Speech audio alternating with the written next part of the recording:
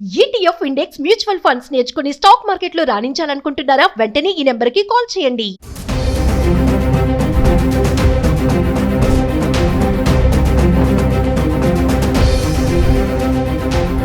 Hi hello నమస్తే, welcome back to Suman TV. Present మనతో పాటు ఉన్నారు Vishwakarma association member and financial advisor Visweswarachari garu. సార్తో మాట్లాడదాం.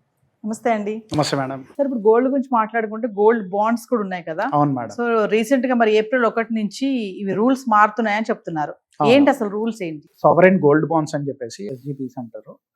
ఇది అంటే పేపర్ పైన ఒక బాండ్ రూపకంగా మనకు వచ్చేటువంటి ఈ ఇన్వెస్ట్మెంట్ అన్నమాట. ఒకవేళ మనం 1 గ్రామ్ నుంచి ఒక 2 kgs వరకు ఒక ఇండివిజువల్ దీంట్లో ఇన్వెస్ట్ చేయొచ్చు. ఇంతకు ముందు ఉన్నటువంటి స్కీమ్ ఏంది అని అంటే, మనకు ఒకసారి ఇన్వెస్ట్ చేసి ఒక 8 years వరకు మనము ఆ మెచ్యూరిటీ వచ్చేంత వరకు ఆగితే కనుక ట్యాక్స్ ఫ్రీ అనే కాన్సెప్ట్తోని గవర్నమెంట్ ఇంట్రడ్యూస్ చేసింది. ఈ ట్యాక్స్ ఫ్రీ చాలామంది కొంత అంటే ఇన్వెస్ట్ చేస్తూ ఉంటారు, ట్యాక్స్ ఫ్రీ రిటర్న్స్ కదా. ఆ రోజు ఉన్న గోల్డ్ రేట్ ఉన్న తర్వాత 8 years వెయిట్ చేసి తన మెచ్యూరిటీకి ట్యాక్స్ ఫ్రీ అమౌంట్ అంటే ఆ రోజు మెచ్యూరిటీ రోజు ఉన్న గోల్డ్ రేట్ ఏదైతే ఉంటుందో అది దానికి ట్యాక్స్ ఫ్రీ అన్నది ఇచ్చేస్తుంది. అట్లాగే మళ్ళీ మనకు 2.5% మనకు ఎవ్రీ ఇయర్ ఇంట్రెస్ట్ రూపకంగా దొరుకుతుంటుంది. దీంట్లో కూడా చాలామంది ఇన్వెస్ట్ చేసి ఉన్నారు.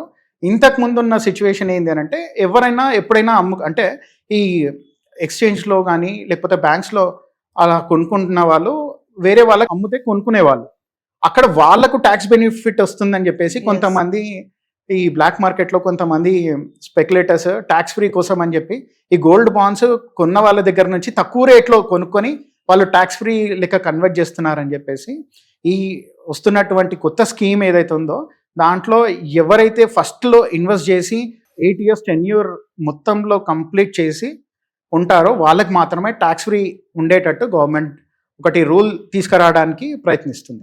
ఇప్పుడు ఈ ఫిజికల్ గోల్డ్, డిజిటల్ గోల్డ్ అంటా ఉంటారు కదండి, ఏంటి డిఫరెన్షియేషన్ ఏంటి అసలు? ఫిజికల్ గోల్డ్ మనము నార్మల్గా బంగారం ఆర్నమెంట్ కానివ్వండి, ఒక గోల్డ్ వస్తువు కానివ్వండి, దాన్ని ఫిజికల్ గోల్డ్ అంటూ ఉంటాం. ఇది డిజిటల్ గోల్డ్ అనేసరికి మనకు చాలా రకాల డిజిటల్ గోల్డ్స్ వచ్చేసినాయి. ఇప్పుడు ఫోన్పే, గూగుల్ పేలో ఇట్లాంటి వాటిల్లో కూడా ప్రతిరోజు 100 ఇన్వెస్ట్ చేయండి అని వస్తుంది.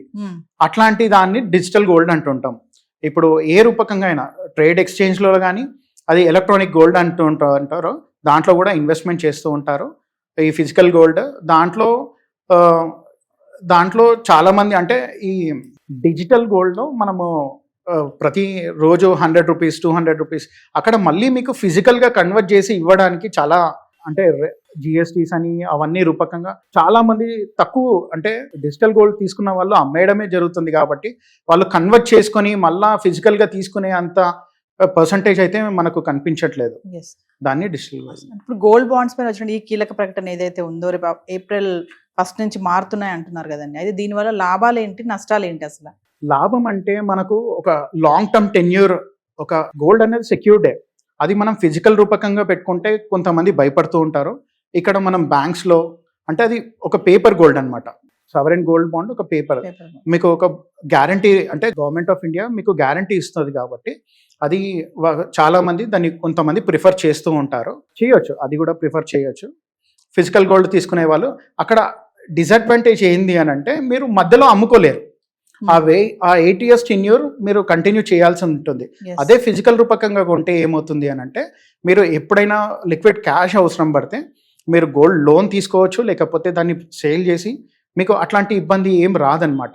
ఓవర్ నైట్ సేల్ చేయడానికి మీకు ఫిజికల్ గోల్డ్కి అవకాశం చాలా ఎక్కువ ఉంటుంది. కాబట్టి అట్లా అంటే ఈ మధ్యలో 8 yearsలో నాకు బంగారం అమ్మి మళ్ళా డబ్బులు కావాలి అని అనుకున్న వాళ్ళు కొంచెం ఆలోచించి ఇన్వెస్ట్ చేస్తే బాగా. అంటే ఇప్పుడు రేట్స్ అయితే ఫ్లక్చువేట్ అవుతున్నాయి కదండి, మరి ఈ టైంలో గోల్డ్ పైన ఇన్వెస్ట్మెంట్ అనేది ఎంతవరకు కరెక్ట్ అంటారు మిమ్మల్ని అడిగితే? నన్ను అడిగితే మాత్రం ఈ రోజు నేను ఇన్వెస్ట్ చేయాలి అని అంటే ఒక డివైడెడ్ బై 4 parts తీసుకొని ఇవాళ 1 తులం తీసుకుంటాను, మళ్ళీ 1,50,000 ఆ రేంజ్లోకి వస్తే మళ్ళీ 1 తులం తీసుకుంటాను. ఒకవేళ 1,49,000 లోపే కనుక వస్తే 1,30,000 ఆ రేంజ్లో అంతకంటే తక్కువ అయితే వెళ్ళదు. ఆ 1,30,000లో నేను మొత్తం 2 lakhs అంటే 2 తులాస్ గోల్డ్ తీసేసుకొని కంప్లీట్ నేను ఒక 2 years వెయిట్ చేస్తాను. ఇమీడియట్గా దాన్ని సెల్ చేయను. ఒక 2-3 years నేను ఖచ్చితంగా తగ్గినా పెరిగినా నేను ఏం చేయను. ఎందుకంటే అది యావరేజ్ చేసి ఉన్నాను కాబట్టి 1,60,000, 1,50,000, 1,30,000 ఇక్కడ ఇవన్నీ యావరేజ్ చేస్తే మనకు 1,40,000 ఆ రేంజ్లో, అంటే యావరేజ్గా చెప్తున్నా 1,40,000 ఆ రేంజ్లో వస్తుంది. ఖచ్చితంగా 2 yearsలో ఈ 1,90,000 మార్క్ అయితే ఖచ్చితంగా చూస్తాను కాబట్టి ఆబ్వియస్లీ నేను వెయిట్ చేసే ఉంటా. ఫైనల్ క్వశ్చన్ చెప్పండి, అంటే గోల్డ్ కొనే స్ట్రాటజీ ఎలా ఉండాలి అని అడిగితే మిమ్మల్ని? గోల్డ్ స్ట్రాటజీ ఏదైనా పెద్ద పెద్ద ఇన్స్టిట్యూషన్స్ కానివ్వండి, ఒక స్పెక్యులేటర్ కానివ్వండి, తీసుకునే మెయిన్గా టర్మ్స్లో తీసుకుంటారు వాళ్ళు. కొనడం ఎప్పుడైనా కానీ వాళ్ళ దగ్గర ఉన్న అమౌంట్ని లంసమ్ని డివైడెడ్ బై 4 కానీ 3 కానీ ఆ పార్ట్స్లో తీసుకొని వాళ్ళు యావరేజ్ చేస్తూ వెళ్తూ ఉంటారు, యావరేజ్ చేస్తూ అమ్ముతూ ఉంటారు అనమాట. సేమ్ మనం కూడా ఒక మధ్యతరగతి అంటే నిరుపేద వాళ్ళు కొనాలనుకున్నప్పుడు కూడా సేమ్ అదే స్ట్రాటజీ ఫాలో అయితే చాలా బాగుంటుంది అని చెప్పేసి నేను ఎస్, థ్యాంక్ యూ అండి. Thank you madam.